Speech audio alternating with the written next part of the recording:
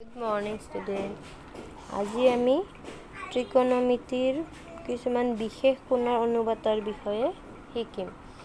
আগৰ পাঠত আমি কি শিকিছিলোঁ, যদি সমকোণী ত্ৰিভুজ এটাৰ যিকোনো এটা ত্ৰিকোণমিতিক অনুপাত দিয়া থাকে, ধৰা টেন থিটাৰ যিটো অনুপাত থাকিলে বা সাইন থিটা যিকোনো যদি মান দিয়া থাকে, তেতিয়া কি কৰিব পাৰিছিলোঁ, আমি সেই মানৰ সহায়ত বাকী আন আটাইবোৰ আমি ত্ৰিকোণমিতিক অনুপাত উলিয়াব পাৰিছিলোঁ। এতিয়া আমি এইটো কথা শিকিম যে কিছুমান মান ফিক্স থাকে, কিছুমান ত্ৰিকোণমিতিক কোণ হিচাপত সেই কোণ বিশেষে তাৰমানে ত্ৰিকোণমিতিক অনুপাতটো ফিক্স থাকে, আৰু যদি সেই ত্ৰিকোণমিতিক অনুপাতটো আমাৰ মনত থাকে আৰু সেই মানটোৰ সহায়ত আমি কি কৰিব লাগিব, বাকী বাহুৰ মান লাগিলে মান উলিয়াব লাগিব, বাকী অনুপাত লাগিলে অনুপাত উলিয়াব লাগিব, বা কেতিয়াবা তোমালোকক কোণ দিব, কোণৰ মান উলিয়াব লাগিব।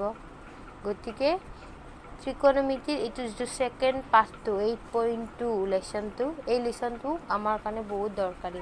ইয়াৰ পৰাও বহুতখিনি মাৰ্কছ আহে পৰীক্ষাত। গতিকে আমি অংকটো কৰোঁ। প্ৰথম আমি কি কৰিব লাগিব,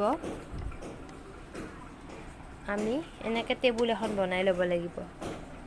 টেবুলখনত কি থাকিব, আমাৰ যিহেতু কি হয়, ত্ৰিকোণমিতিৰ যিকেইটা বিশেষ মান থাকে সেই মানকেইটা আমি কি মান থাকে জানেনে? 0 ডিগ্ৰীৰ মানটো আমি জানিম, 30 ডিগ্ৰী আমি সৰুৰ পৰা এনেকৈ লিখি যাম ডাঙৰলৈকে, 30 ডিগ্ৰী, 45 ডিগ্ৰী, 60 ডিগ্ৰী আৰু 90 ডিগ্ৰী। 90 ডিগ্ৰী পালোঁ।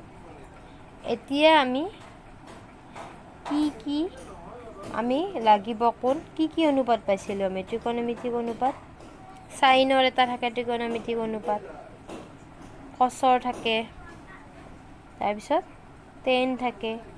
এইবাৰ আকৌ অপজিটবিলাক পাতি যাম। সাইনৰ অপজিট আমি কি পাইছিলোঁ? কচেক।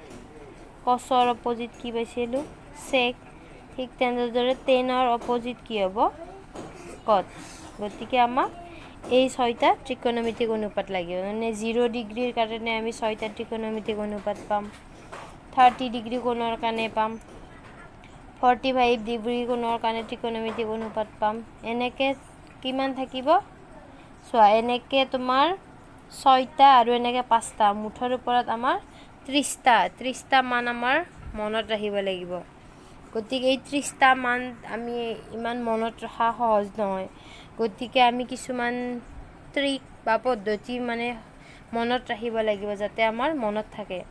তেতিয়া তোমালোকে কি কৰিব পাৰিবা, পৰীক্ষা হলত গৈ কিনে তোমালোকে যিটো লুজ শ্বীট দিব বা এক্সট্ৰা পেজ থাকিব ন কেলকুলেশ্যন কৰাৰ কাৰণে, তাতে তোমালোকে যাই কিনে কেনেকৈ কৰিবা, এনেকৈ টেবুল এখন বনাই ল'বা, বনাই মানকেইটা লিখি থ'বা।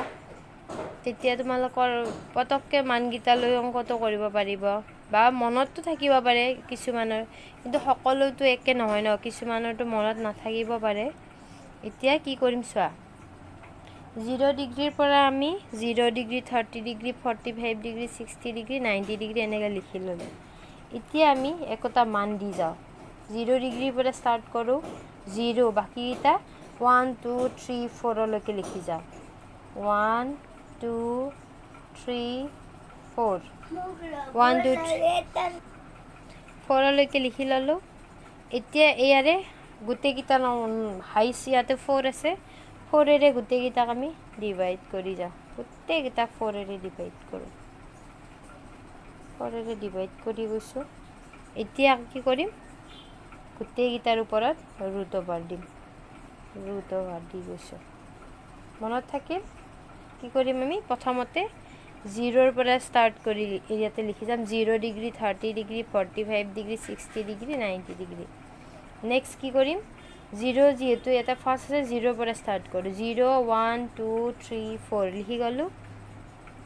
নেক্সট কি কৰোঁ, ইয়াতে আমি ভাবিব লাগিব ইয়াতে হাইষ্ট কিমান আছে, 4, গতিকে 4ৰে গোটেইকেইটাক হৰণ কৰি যাওঁ, 4 4 4 গোটেইকেইটা দিলোঁ।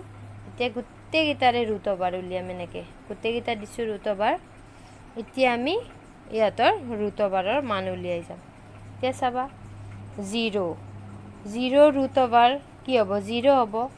যিকোনো এটাৰ ওপৰত যদি 0 থাকে, মানটো কিমান হৈ যাব, যিকোনো সংখ্যাৰ লবটো যদি 0 হয়, গোটেই সংখ্যাটো কি হ'ব, 0 হ'ব।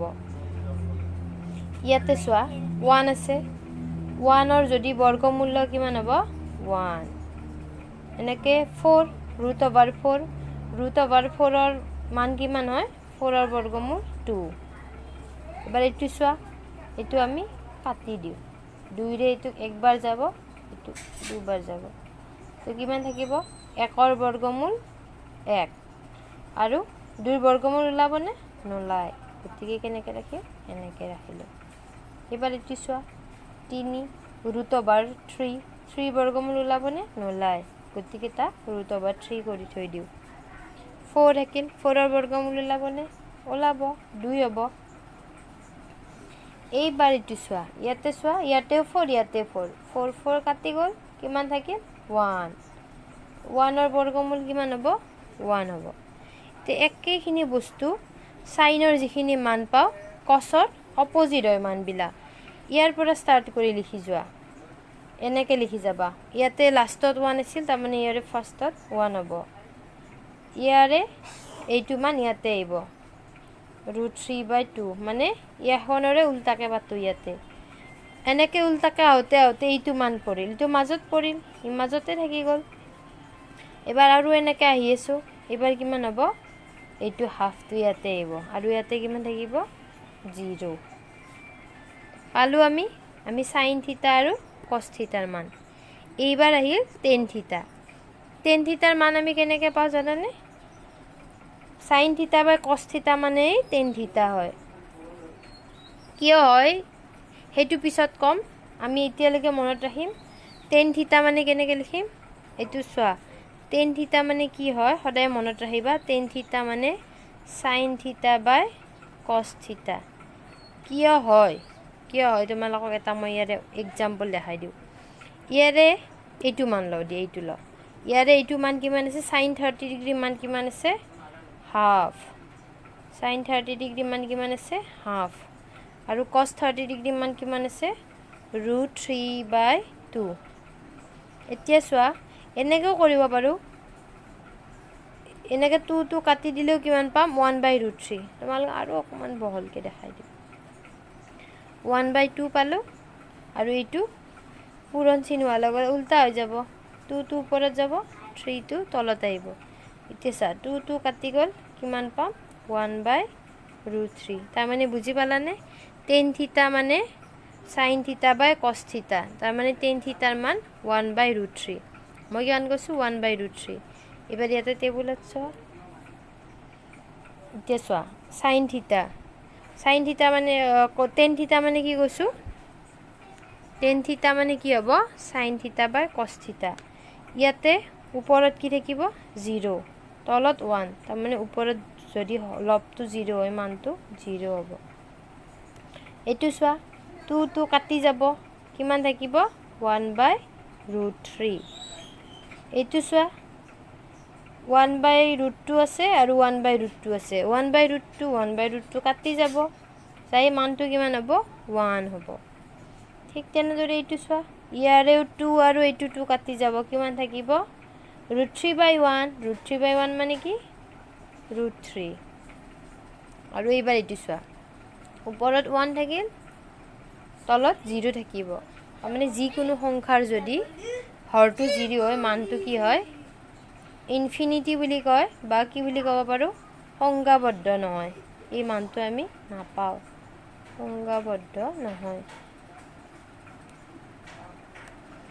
এতিয়া পালোঁ আমি সাইন থিটা কছ থিটা টেন থিটা। আমি আগতে গম পাইছিলোঁ সাইন থিটাৰ অপজিট কছেক থিটা, কছ থিটাৰ চেক থিটা, টেন থিটাৰ কট থিটা। এতিয়া অপজিটকেইটা পাতি যোৱা। এতিয়া চোৱা সাইন থিটাৰ অপজিট কছেক থিটা, তাৰমানে চোৱা সাইন থিটাৰ অপজিট কছেক থিটা, তাৰমানে ধৰা আমি সাইন থিটাৰ তলত 0ৰ তলত 1 আছে, অপজিট কৰি দিলে কি হ'ব 0টো তলত আহিব, 0 হৰ হৈ যোৱাৰ লগে লগে মানটো সদায় কি হয় ইনফিনিটি হয় মানটো। এইবাৰ আমাক লাগিব, এইবাৰ কছেক 30 ডিগ্ৰী মান লাগে, কছেক 30 হাফ আছে, উল্টা কৰি দিলে কিমান হ'ব 2 হ'ব। সেনেকৈ তোমাৰ কচেক 45ৰ মান চাইনৰ কিমান আছে 1/√2 তাৰমানে ইয়াতে কিমান হ'ব √2 এবাৰ 60 ডিগ্ৰী চোৱা ইয়াতে আছে √3/2 তাৰমানে কচেক 60ত কিমান হ'ব 2/√3 এবাৰ ইটো আহিল 1ৰ অপজিট কি হ'ব 1ৰ অপজিট 1 হ'ব এইবাৰ চেক আহিল চেক মানে কি আছিল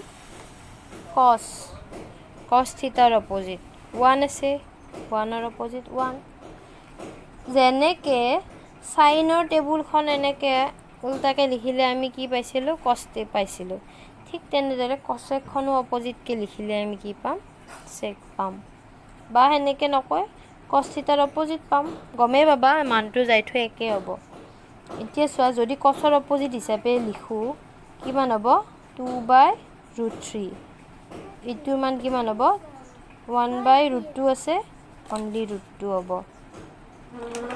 হাফ আছে কিমান হ'ব 2 হ'ব ইয়াতে 0 আছে 0ৰ অপজিটটো কি হ'ব ইনফিনিটি হ'ব পাইছা বুজি এতিয়া এটা বাকি থাকিল cot থিটা মানে tan থিটাৰ অপজিট 0ৰ অপজিট কৰিলে কি হ'ব 0ৰ প্ৰতিক্ৰম ইনফিনিটি 1/√3ৰ প্ৰতিক্ৰম কি হ'ব √3 1ৰ 1 ইয়াতে √3 আছে নহয় তাৰমানে ইয়াতে হ'ব 1/√3 আৰু ইয়াতে কিমান আছে ইয়াতে 0টো কি আছিল তলত আছিল অপজিটটো 0 ওপৰত গুচি গ'লে 0 হ'ব এইখিনি গতিকে টেবুলখন বুজি পালানে তোমালোকে এখন টেবুল লিখি ল'বা আৰু এবাৰ নিজে লিখি কিনে কৰিব চেষ্টা কৰিবা তাৰ পিছত মনত ৰৈ যাব